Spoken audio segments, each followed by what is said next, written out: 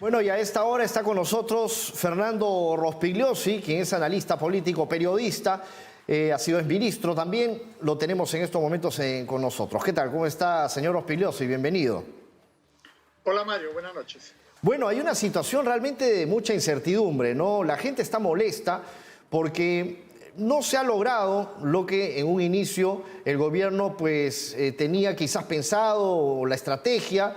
Bueno, nosotros actualmente estamos preocupados también como ciudadanos de a pie porque no hay dinero, ¿no? La economía está mal.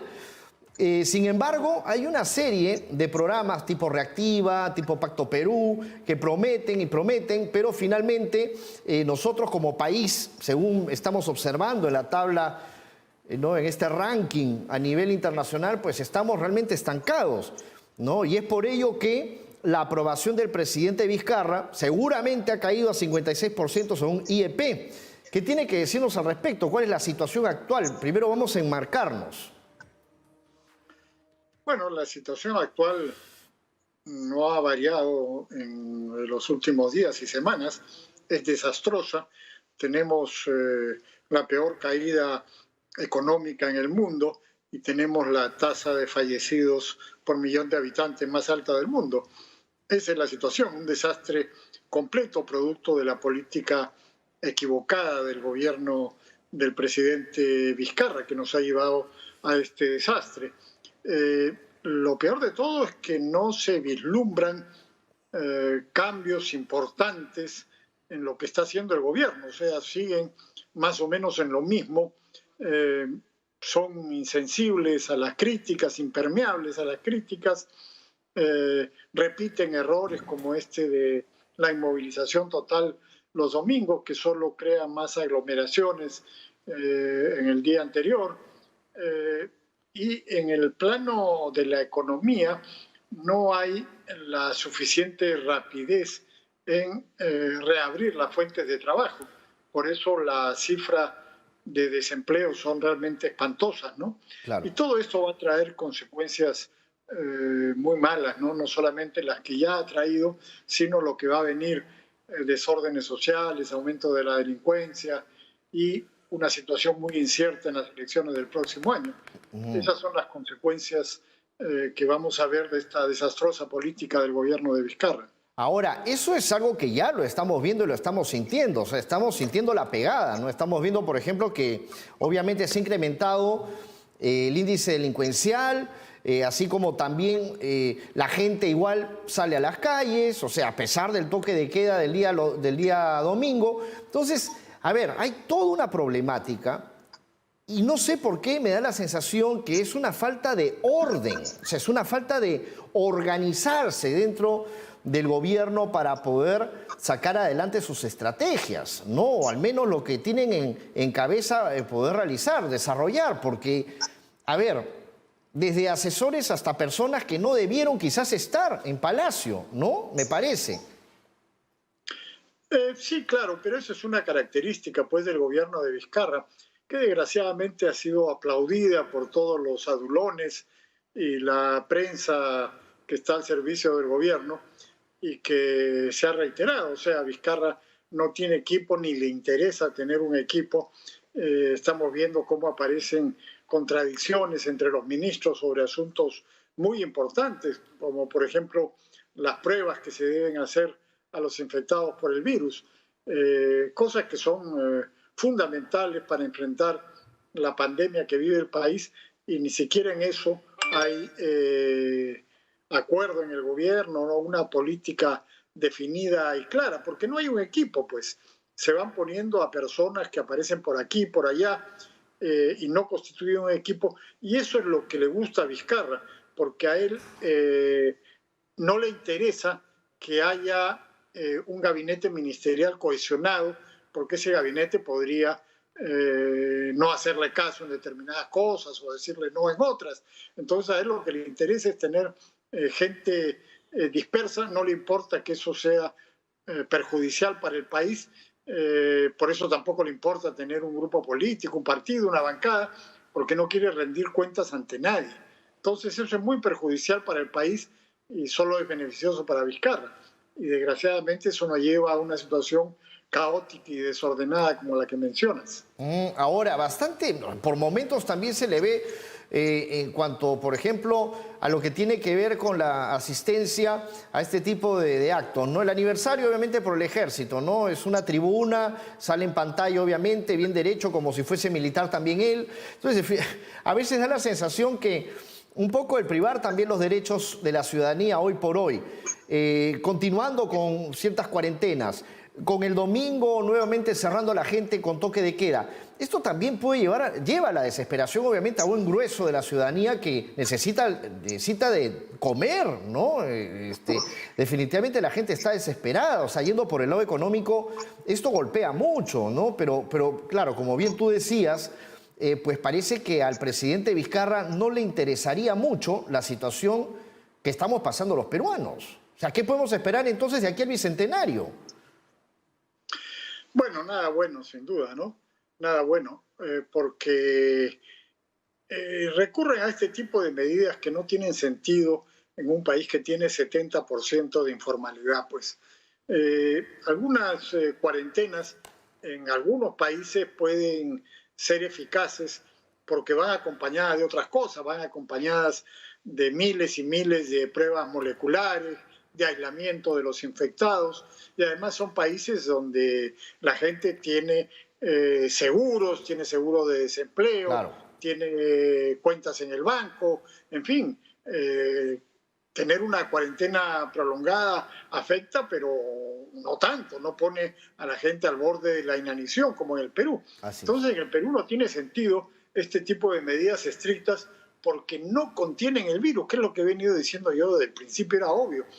Si estas medidas contuvieran el virus, bueno, habría que pasar los sacrificios, pero no contienen el virus. Está clarísimo que estas medidas de cuarentena, de inmovilización, de toque de queda, no contienen el virus y arruinan a la gente. Entonces es el peor de los mundos. Lo que hay que hacer es campañas, mascarillas, pruebas moleculares, en fin, una serie de cosas que habría que hacer en mayor medida, en mayor cantidad de las que se hacen, y no seguir con este tipo de medidas cuartelarias que no conducen a la eliminación del virus, sino a la destrucción de la economía de las familias. Ahora, hay otro tema también, ¿no? El tema de las tablets de parte del Ministerio de Educación y algo que lo prometió también, ¿no? Las promesas, por ejemplo, del presidente Vizcarra, muy independientemente del tema de los bonos, pero el tema de las tablets con la educación de los niños.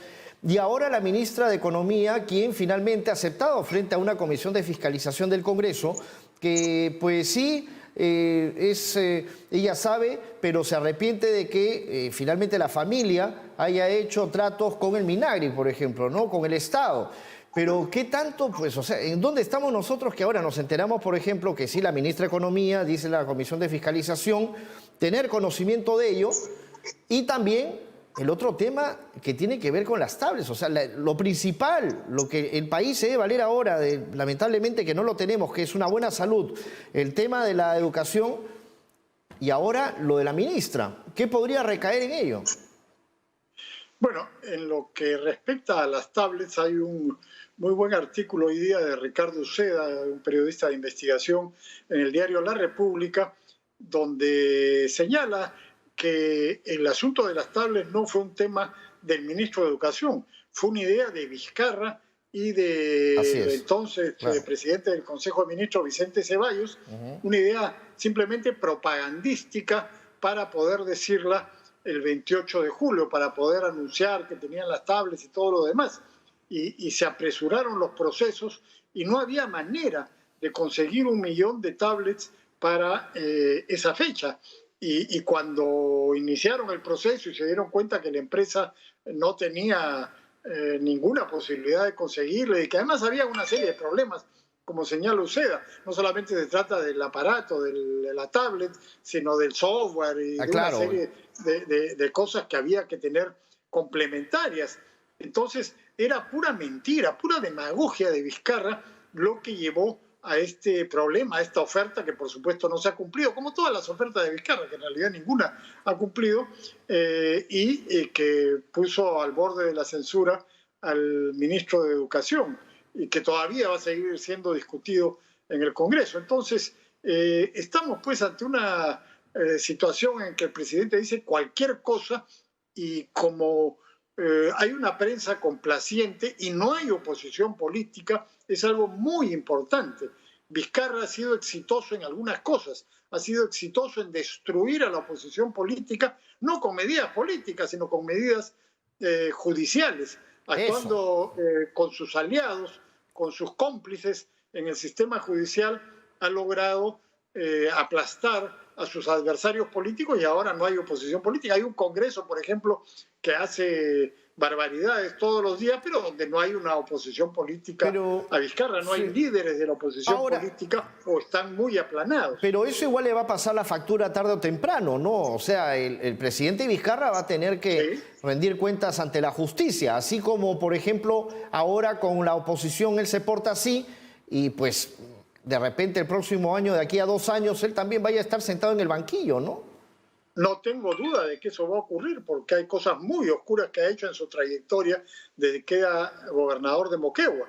Claro que sí, pero en el camino ha causado gravísimos daños al sistema político y gravísimos daños al país. Desgraciadamente esa es la realidad. Para salvarse él ha hundido al sistema político con cosas absurdas como esa de la no reelección de congresistas o todo el mamarracho ese de la reforma política que han inventado que solo perjudica al sistema político y claro, al final seguramente tendrá que rendir cuentas, pero en el camino está causando muchísimo daño, es una de las personas que más daño ha causado al Perú y hemos tenido la desgracia de tenerlo de presidente en una crisis tan seria como le ha tocado vivir al mundo en este momento. Ahora, Fernando, otro tema también importante, y es que cómo va a ser posible de que él siempre quiera enfrentar o estar en este tema de enfrentamientos, ya sea con el Congreso de la República, pero también ahora parece que se pelea con la ciudadanía. ¿Cómo va a ser posible de que el ministro, el premier Martos, salga a los periodistas a decir que por qué no el señor Ceballos podría ir a alguna embajada del Perú en otro país? O sea, si eso es algo increíble, eso no es provocar. No, yo no entiendo hasta ahora eso. Claro, para empezar ya tenían listo al anterior ministro de Salud, al desastroso Víctor Zamora, para incorporarlo al equipo de asesores de la presidencia del Consejo de Ministros. El propio Zamora lo confirmó y hubo tal rechazo de parte de la ciudadanía que tuvieron que retroceder y ahora los rumores de que van a mandar a Ceballos, le van a dar una prebenda, una canonjía, un puesto privilegiado, esos en el extranjero, ganando miles de dólares al mes sin hacer prácticamente nada, porque ese señor no sabe hacer nada. Entonces, también es una provocación, pues realmente es inaceptable que gente que ha causado tanto daño al país no solamente no sea sancionada, sino que además lo premian. O sea, causar daño al país es premiado por el gobierno de Vizcarra. Es realmente increíble lo que estamos viviendo. Y estaba por entrar Zamora y ese equipo de asesores que realmente, ¿asesores de qué? ¿No? ¿Asesores para qué? De la PCM. O sea, si eso es lo que no se necesita hoy por hoy. No, claro, básicamente son puestos que le dan a sus amigos. De confianza, claro. Sueldos jugosos, ¿no? Claro. 25.000 soles, ¿cuántos quisieran ganar? Bueno, ya conocemos cómo funciona Vizcarra, ¿no? Cuando se descubrió el caso de Richard Swing y después han aparecido los del Club de la Raqueta y todos los parientes y amigos y entenados de Vizcarra y sus allegados con grandes puestos en el Estado, ¿no? Que por supuesto para los cuales no tienen ninguna calificación, es simplemente que usan el Estado en función de sus intereses particulares. Una última pregunta ya para despedirnos, el tema de María Antonieta Alba, la ministra de Economía, que finalmente en la Comisión de Fiscalización habló y dijo que fue un error que su familia, o sea, las empresas de la familia, contrate con el Estado. Bueno, hasta donde yo sabía, esos errores están penados por la ley, ¿no? Entonces, bueno, vamos a ver cómo se desenvuelve este proceso, pero entiendo que el señor Alba tenía que haber sido mucho más cuidadoso con sus negocios particulares de lo que ha sido, ¿no? Porque él dice que se apartó de la empresa, pero seguía siendo socio de la empresa, aunque ya no tenía un cargo en ella, una empresa que contrataba con el Estado cuando evidentemente no podía hacerlo. Entonces, ahí pues tenemos un problema serio, ¿no? El asunto es que en el caso de la ministra Alba hay mucho temor de parte del sector empresarial de que sea reemplazada por alguien peor.